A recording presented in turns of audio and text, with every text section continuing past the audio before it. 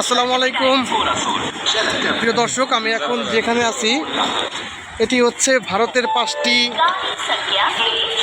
বড় পাঁচটি রেল স্টেশনের মধ্যে অন্যতম একটি।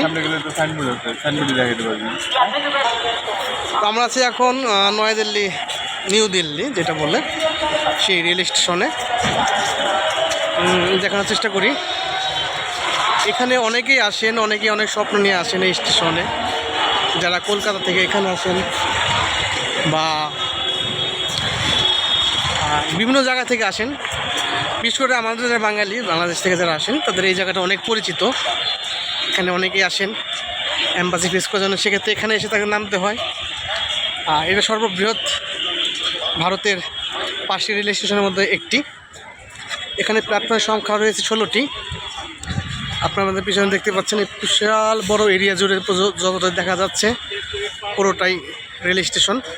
জানি না ক্যামেরা কতটুকু ভালো দেখা যাচ্ছে বা কতটা দেখা যাচ্ছে, আমি যতটুকু পেরেছি বা পারছি আপনাদের দেখানোর চেষ্টা করছি।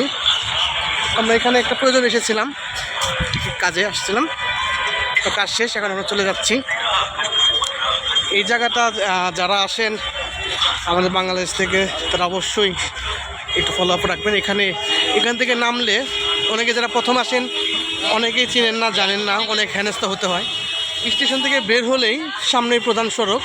এখান থেকে আপনি যদি 5 মিনিট পায়ে হাঁটেন পাহাড়গঞ্জ, এবং এই পাহাড়গঞ্জ থেকেই আপনার অনেক হোটেল পেয়ে যাবেন অনেক কম মূল্যে, অনেক কিছুতেই। কারণ যারা প্রথমে আসেন তারা অনেকেই চিনেন না বা জানেন না, সেক্ষেত্রে অনেক সমস্যা হয়, অনেক ঝামেলা হয়। এখানে বেরোলে পরে আপনাদের অনেক দালাল ধরবে, অমুক তো অমুক সেবা তমুক সেবা দিবে, যদি আসলে কিছু না, যদি একটু আপনি নিজেরা একটু চেষ্টা করেন। যা বলছিলাম যে একটু হাঁটলে পরে আপনি সেটা পেয়ে যাবেন কি হোটেল। আর হোটেলে অনেক চিপ রেটে আছে, আপনি যেরকম থাকতে চান। আর বিশেষ করে এখানে আসলে পরে এক বাঙালির সাথে আরেক বাঙালির দেখা হয়ে যাবে। আপনারা চাইলে তাদের সাথে বেড শেয়ার করে থাকতে পারেন।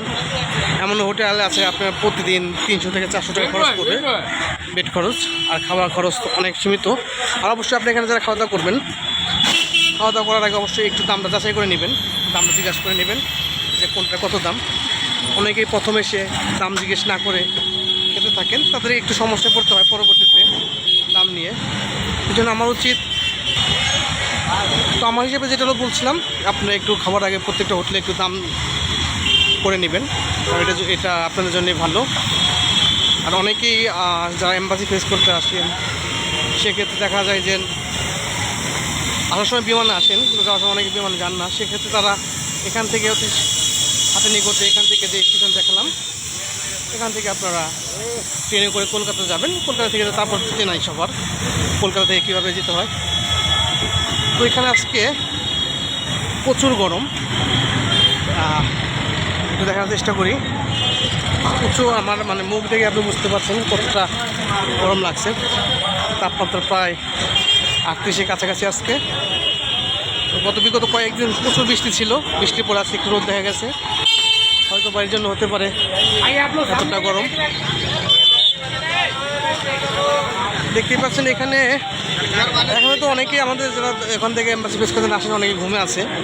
আপনি বিকেল বা সন্ধ্যা থেকে বের হলে অনেক বাঙালির সাথে দেখা হয়, তারা ঘুরছে বা আড্ডা দিচ্ছে। তো একটা জিনিস বলে রাখি, আপনারা একটু সচেতন হলেই অনেক চিপ রেটে, অনেক কম খরচে এখানে আপনি ট্রাভেল করতে পারবেন, ঘুরতে পারবেন। এই জন্য অবশ্যই আপনি একটু চোখ কান খোলা রাখতে হবে, এছাড়া আর কিছু নয়।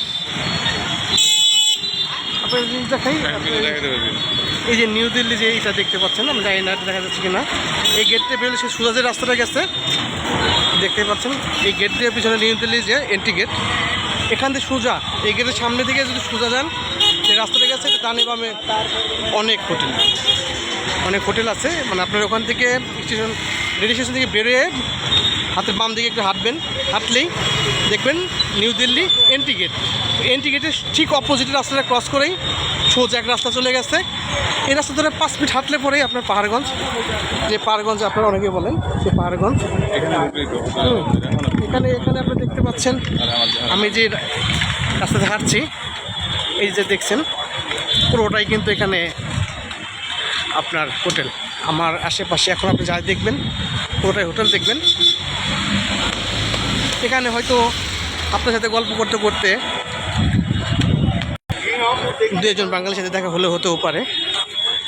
আর এখানে হয়ে মাঝে মাঝে দেখা হয়ে যায়, দেশি ভাইদের সাথে অনেক দেখা হয়ে যায়, কথা বলি, আড্ডা দিতে ভালোই লাগে। তাদের কাছ থেকে দেশের কথা শোনা যায়, জানা যায় তাদের ফিউচার কী, তারা কী কে উঠবে না করবে, সব কিছু মিলিয়ে ভালোই লাগে গল্প করতে তাদের সাথে।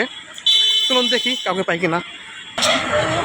ও যেটা বললাম, আজকে কোনো ভাইয়ের সাথে দেখা পাইনি, কারণ তারা হয়তো বা এখন, কারণ এখানে তো কোনো কাজ নেই, অ্যাপয়েন্টমেন্ট হয়ে গেলে খাওয়া আর ঘুম ছাড়া অপেক্ষা করা ছাড়া কোনো কাজ নেই। তারপর যেটা বলছিলাম, ওই গেটের সামনে থেকে একটু আগেলে এই যে দেখতে পাচ্ছেন আমার ডাইনে বামে যত দেখছেন সবই কিন্তু হোটেল, সব হোটেল। ইয়েস, এই যে দেখেন অনেক ফরেনার আছে অবশ্যই। এই যে একজন আমার সামনে অপোজিট অনেক ফরেনার এখানে আছেন।